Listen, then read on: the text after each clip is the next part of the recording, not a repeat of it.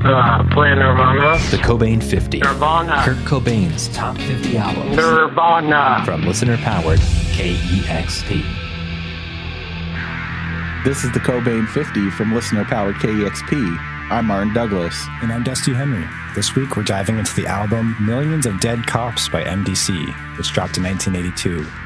And this is MDC's first record, and I think a prime example of the powerful fusion between hardcore punk and politics. This is a really landmark record as far as being incendiary. They say you can't judge a book or album by its cover, but I think the title pretty much says it all on this one. Really excited to talk about this record. You'll hear a little bit about Kurt's own run-in with the cops with some ties to MDC. Of course, Reagan-era politics, kind of like we did the Clash episode. Oh, man, I don't even... That whole Reagan era, I guess it was good for punk music. It gave people something to stand up against. But yeah, well, let's get into this episode. Written and produced by Dusty Henry. It's MDC, Millions of Dead Cops. As a teenager, Kurt Cobain loved to tag things. He'd spray paint phrases and designs over cars and walls all across his hometown of Aberdeen, Washington. One of his favorite tags was the phrase, "God is gay," a line he'd later use with Nirvana and the Nevermind standout, "Stay Away."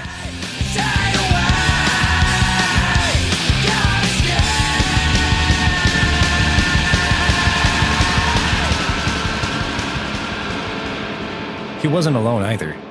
Kurt was usually accompanied by Buzz Osborne and Matt Dillard, both of the band The Melvins. And usually they got away with it too. And I would have gotten away with it if it wasn't for you meddling kids. Except for one night in May 1986, the trio of future grunge legends were having a tagging session.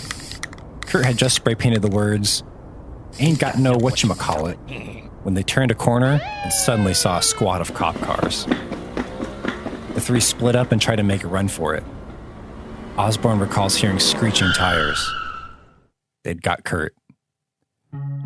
Kurt's babyface mugshot became iconic. His hair is still kind of growing out in that awkward phase, and he's holding a placard that reads, "Aberdeen Police Department, May 25th, 1986. Cobain, Kurt D." The D being Donald, by the way. His expression says everything you need to know about how much he doesn't respect authority and how much he doesn't give a that he just got arrested. In Michael Azarad's Nirvana biography, Come As You Are, we learned what Kurt had on his person that night. A guitar pick, a key, a can of beer, a mood ring, and a cassette tape. Not just any tape, though. It was the band MDC, also known as Millions of Dead Cops. Dead cops! Dead cops! Dead cops! Dead cops! Down on the street! Get for the heat! With their guns and guns! They do it all for fun! Dead cops! Dead cops! Dead cops! Dead cops! Big bad and blue! They're in the clan too! We're down this board! Let's put them to the torch! Dead cops!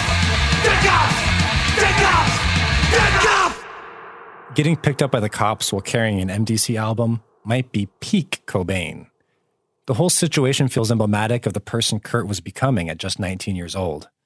As we heard on the Bad Brains episode of this podcast, Buzz Osborne played a pivotal role in Kurt's punk rock education. He passed along a mixtape featuring artists like Black Flag, Flipper, and MDC, all artists who would eventually make it onto Kurt's top 50 albums list. Before this, he was listening to bands like Led Zeppelin and Aerosmith, but with his eyes now open to punk rock, there was no turning back. And really, once you've heard MDC, how do you return to business as usual? There are bands that thrive on subtlety and nuance, and then there's MDC. Keep on pibbling, and you ain't loud. You hit a playing us, you're bullying your crowd. Allegedly to me, I'll smooth the scene. You ruined another night, keep a bloody from your bright motherfucker, but daddy showed you how. So you have to keep some extra brains when you get the flip. You'll get here so soon. Back to having goon. You'll get here so soon. More than 20 different people have played in MDC since the band started in 1979. The only consistent member is vocalist Dave Dictor. Dictor grew up in Long Island, New York, where he was exposed to outsider art from an early age. He spent his teenage years in the late 60s and early 70s watching performances from the Velvet Underground and Louis Armstrong. He'd bask in the artwork of Jackson Pollock and Andy Warhol. He'd also see the riots and protests against the Vietnam War and the response to the assassination of Dr. Martin Luther King Jr. As Dictor graduated high school, music and the state of the world were on his mind. Initially thinking he'd pursue country and bluegrass music, he enrolled at the University of Texas and moved to Austin. Instead of becoming the next Willie Nelson like he thought he would, Dictor discovered punk rock, which set his life in a totally different direction. Here's Dictor talking with PDX Punk Scene Reviewer from 2015. I saw myself, and I'm moving to Austin, Texas, and I'm going to get my country, western, bluegrass, kind of funky, Texas swing band going, and Watch Out World. And that never happened. What I found was the punk rock club, and the people liked my songs with the punks, and all of a sudden I just saying, well, these people like my songs, and they're telling me I ought to start a band, then I ought to hang out with these people, because the other people don't want to give me the time of day.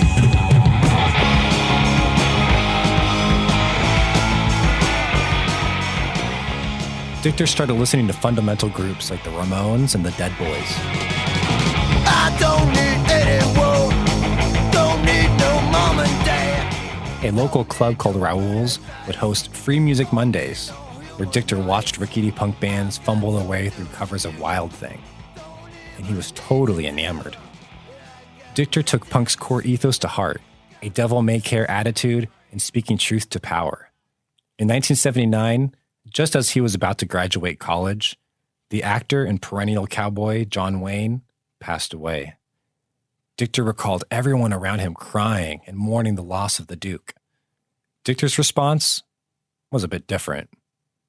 He'd retort to his peers, "What are you talking about? That guy was a Nazi."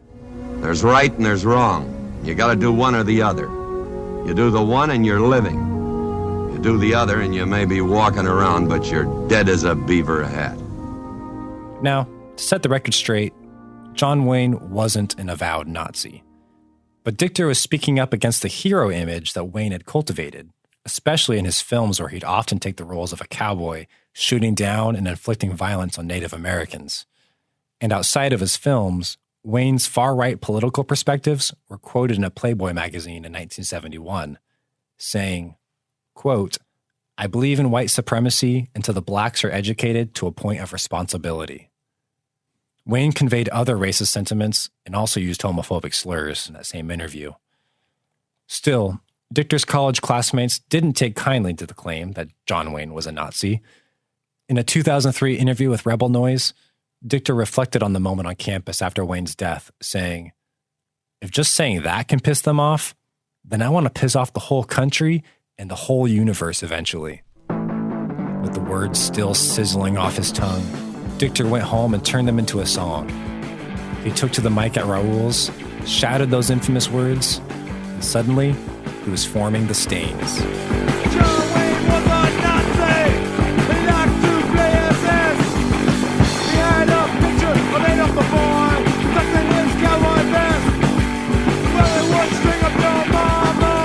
Well, it would string up your bum. Charlie would march you up to the wall. Charlie would hang you by that ball. He was a Nazi. Not anymore. He was a Nazi. Not even the score. He was a Nazi. The Stains were not an immediate success out of Texas. The band recorded a single with John Wayne Was a Nazi, a much slower version than what would eventually appear in MDC's debut. On the B-side was a new song called Born to Die, another politically driven scorcher with a refrain that would eventually become a mantra in punk circles.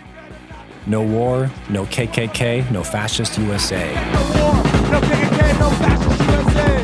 No war, no KKK, no fascist USA. This single found its way into the hands of two key figures of 80s punk. One was Tim Yohannan of influential punk scene Maximum Rock and Roll, who lavishly praised the band. Then there was Jello Biafra of the Dead Kennedys. When he heard the single, he loved it, played it on his radio show, and helped book the band in San Francisco.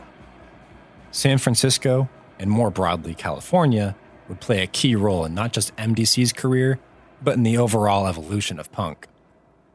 When the Stains, later renamed MDC, started out in 1979, punk was still a relatively new idea.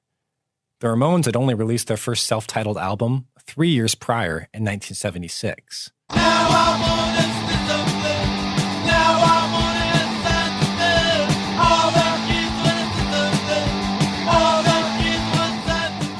A year later, we'd get the debuts from Sex Pistols, The Clash,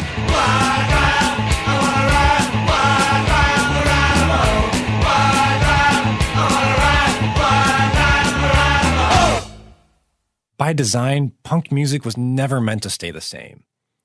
Within just a few years of its existence, artists were eager to blow it up and reimagine what it could sound like and what it could represent. Punk was already loud, brash, and political. Now, it was time to up the volume in all aspects. If we need that extra push over the cliff, you know what we do? Put it up to 11. 11, exactly.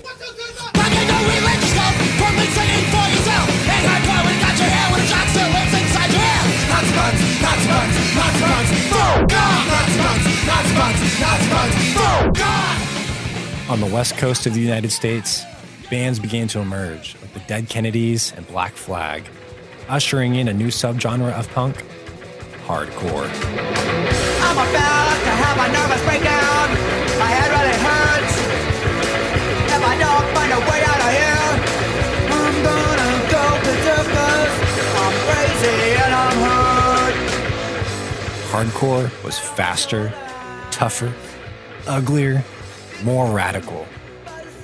While The Clash, Sex Pistols, and Ramones were all signed by major labels, this new mutation of punk emerged from independent labels, often owned and operated by the artists themselves. It was a DIY revolution, and MDC were primed to be a part of it. So they packed up the band and moved to San Francisco. The Stains changed their name to MDC and began to prep their 1982 debut, Millions of Dead Cops. We don't want you to just shove and buy. We don't want you to say buy or die. Business is on parade. Corporate scam charade. Drugs for the poor. Rich from the soul. Coming from the rich. Woman's like a bitch. Millions of Dead Cops was the first definition of their name, but they've since reinterpreted it as many different things over the years. Multi-death corporations, millions of damn Christians, metal devil cokes, Magnus Dominus Corpus. Today, they're back to Millions of Dead Cops. The band originally hoped to have their first album released on Radical Records. When that didn't pan out, they decided to release on their own label, Our Radical Records. Meant to sound like Our Radical Records, but it was just the letter R in front of the words Radical Records. Jello Biafra's Alternative Tentacles label helped them distribute the album. Politics had been cemented into punk, but MDC's debut takes it to another level. Dictor's leftist politics were essential to the band's sound, just about as essential as Ron Posner's fast, gritty guitars. Children in school perpetrating their rule. Life difference when the big jack slant. The country's great, by the church and the state. And all that died, we're on God's side. President Pope, your pride and hope. The songs are brutally fast. Like 30 seconds fast. Like, before you can even soak in the last one you heard, they're moving on to the next furious punk squall. Fast. Your life is lost, now to a cross. Get a burn off for your God. I remember getting intimidated and busted at age 13 by the police. Dictor sings about dismantling a fascist state in the way that you'd play the final round of Supermarket Sweep. But that doesn't mean there isn't room for poignancy. On standout track, I Remember, Dictor opens with a reflection on police brutality. The police is the clan, is the mafia, and they're all on the police state, and they're out for me, and soon they're gonna be out to get you. So you better keep going if you know it's good for you, and take your stand. In many ways, Dictor was the anti-John Wayne. Instead of trying to portray America as the winking cowboy savior, he painted an image of oppression and dissatisfaction. Instead of patriotism, he questioned why people should default to giving their allegiance to a country built on spilled blood. In the USA, Hey, you gotta take a chance, plan on staying free. The close the land of living, but trying to make a demon out of me.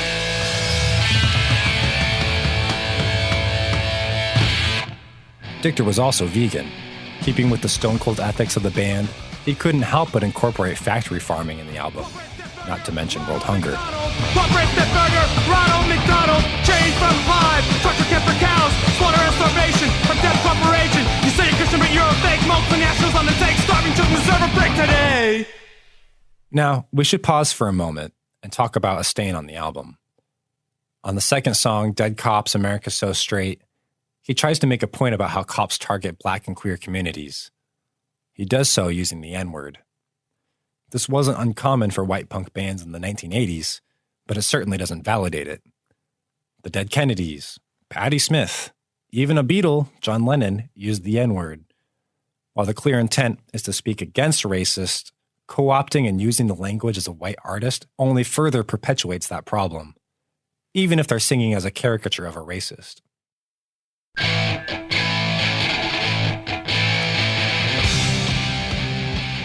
Millions of Dead Cops put MDC on the map of underground punk. Their fiery political message resonated, especially as American punks turned their focus onto a common enemy. It's morning again in America. Under the leadership of President Reagan, our country is prouder and stronger and better. Why would we ever want to return to where we were less than 4 short years ago? Republican President Ronald Reagan won a landslide victory in 1980. His conservative politics and message were antithetical to all that the bands in the punk and hardcore movement stood for, especially an outspoken group like MDC. MDC joined the Rock Against Reagan shows and tour, a collection of punk bands like Dead Kennedys, Cause for Alarm, and one band with a particularly cheeky name, Reagan Youth. Here's Dictor speaking before his performance at the Rock Against Reagan show in 1984, outside the Democratic National Convention in San Francisco. Unemployment in the youth, white and black and brown, is way too high. How are you supposed to survive without any money? People are stuck. Prisons are doubly overloaded. People are locked down. They're not offering any education, any kind of legal aid sort of help.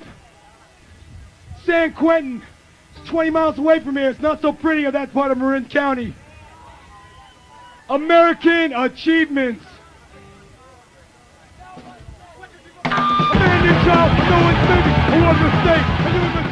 MDC kept going through the mid-'80s with records like Smoke Signals and Hey Cop, If I Had a Face Like Yours.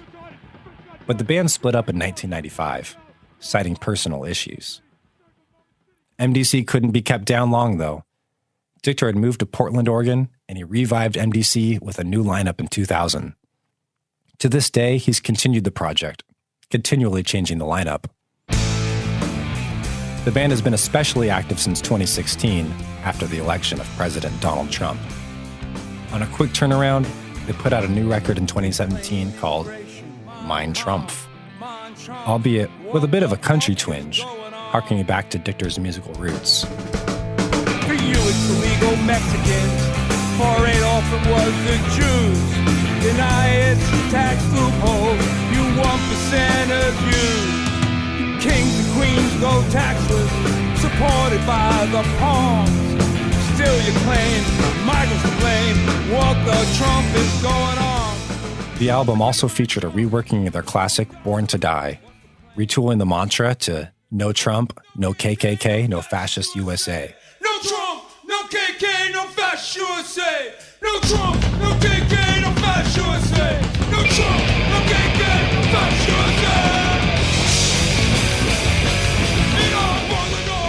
This version of the slogan was used just a year earlier by pop punk band Green Day during a performance of their song Bang Bang at the American Music Awards. No Trump, no KKK, no fascist USA. No Trump, no KKK, no fascist USA. No Trump. This moment exemplifies the lasting impact of MDC and their politics on punk, seeping into the mainstream. Back in the underground, just last year, Toronto punk band F***ed Up and Ottawa-based First Nations electronic group Hallucination were recorded a cover of John Wayne Was a Nazi. John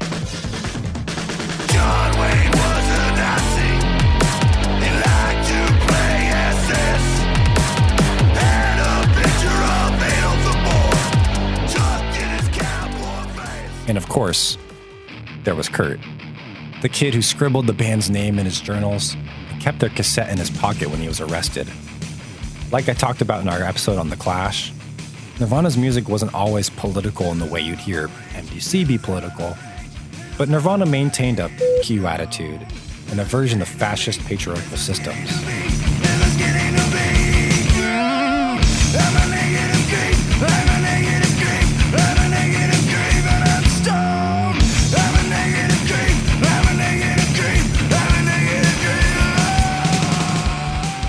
Hardcore punk was in Kurt's DNA.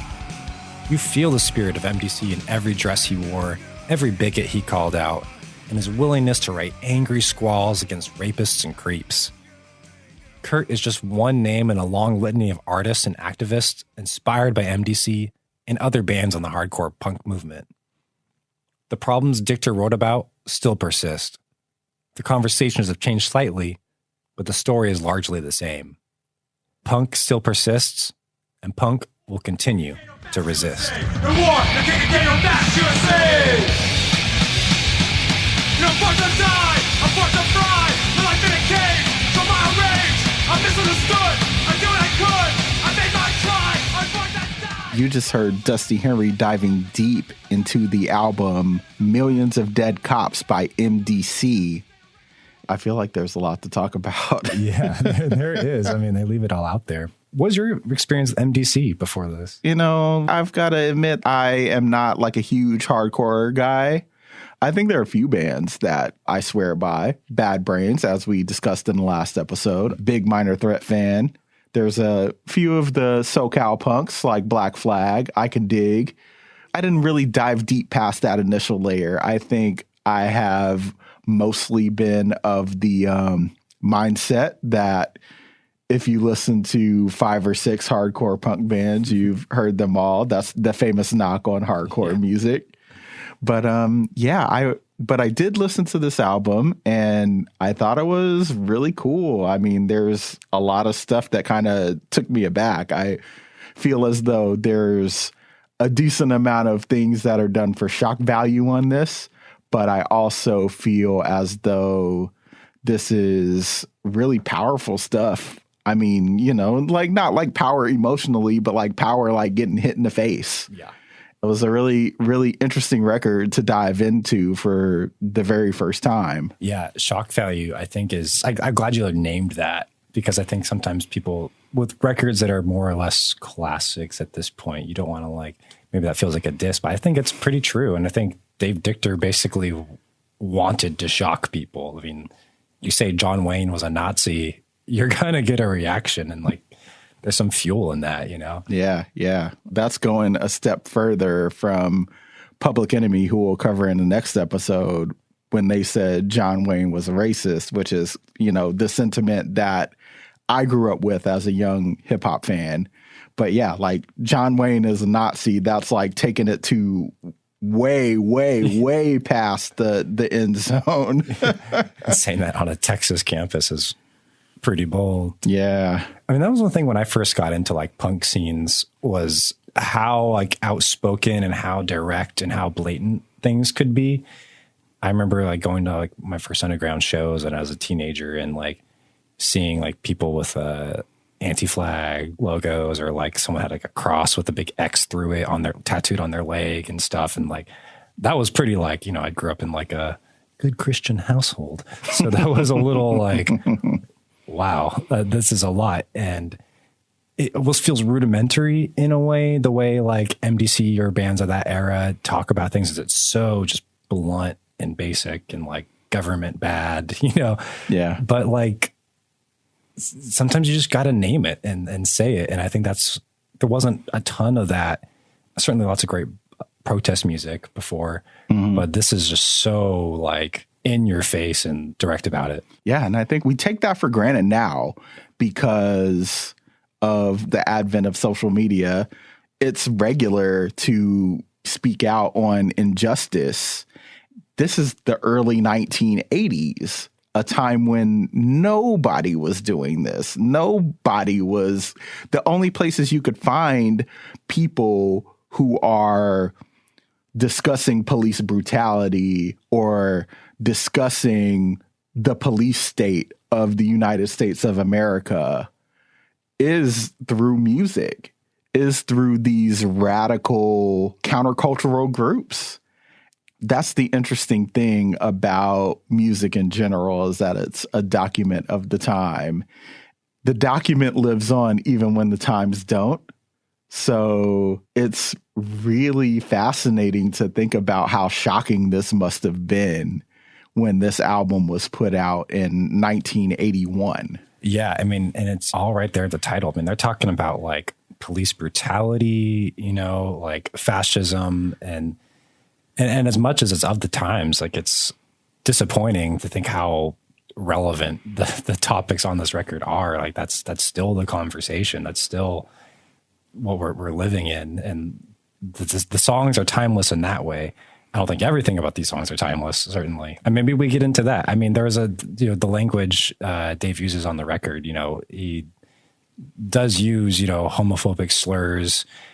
Again, like I said in the piece, not the only band to do that, which is oddly prevalent in a lot of 1980s punk. And, you know, clearly they're going for something to make a caricature or satirize these people they hate, but it does a disservice to what they're trying to say and kind of undermines the point a lot of the time. Yeah.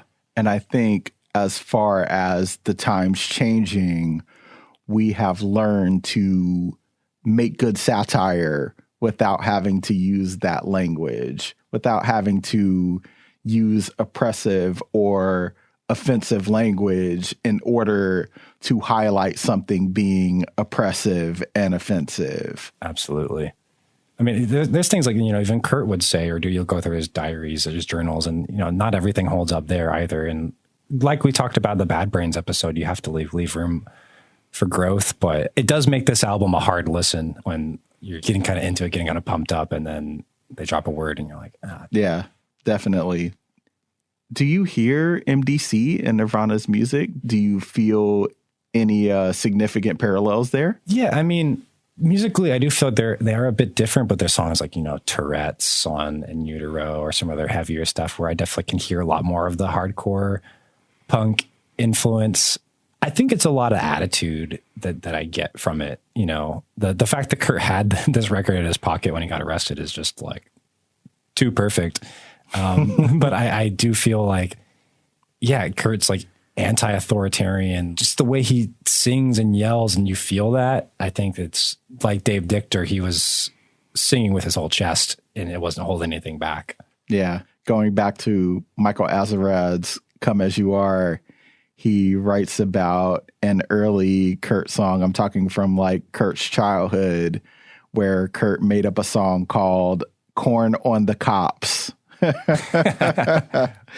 It's very funny. I highly recommend you get the new book, The Amplified Come As You Are, and read all about it. While we're talking about Nirvana and MDC, do you know off the top of your head what Nirvana's fastest song is? Do we have any like really quick hardcore rave ups from Nirvana? I feel like their songs were a little longer than most hardcore punk usually is. Tourette's is the first one that comes to mind. Again, that sounds like a minute and a half. Mm-hmm. Very Ape to a degree. Oh, yeah. A lot of the In Utero stuff. That's one thing I liked about Nirvana. Nirvana wasn't always super fast. I mean, maybe like even songs like Breed, when you get that cool like drum fill, like a lead in from Dave, it's still, there's like, it's slow and deliberate a lot of the time. Mm-hmm. Like you're really going to feel every chord. You're really going to feel every lyric. Yeah. It's not a sprint. Yeah. You know, Nirvana takes their time when they're performing their songs, even if it is a song like Tourette's, like you still get the feeling of it. It's not like we're running as fast as we can and then it's over. Yeah. And it's cool to see the difference in effect from both of those things, because I love a lot of fast punk music. Yeah, but same here. It's still powerful to slow things down. Yeah, take your time, hurry up. speaking of taking your time and hurrying up, let's get out of this episode. This piece was produced by Dusty Henry, my co-host. Audio is mixed by Roddy Nikpour. Our podcast manager is Isabel Khalili, and Larry Mizell Jr. is our director of editorial. And as always, I'm Martin Douglas. And I'm Dusty Henry. We'll see you next week on the Cobain 50 from listener-powered KEXP, where the music matters.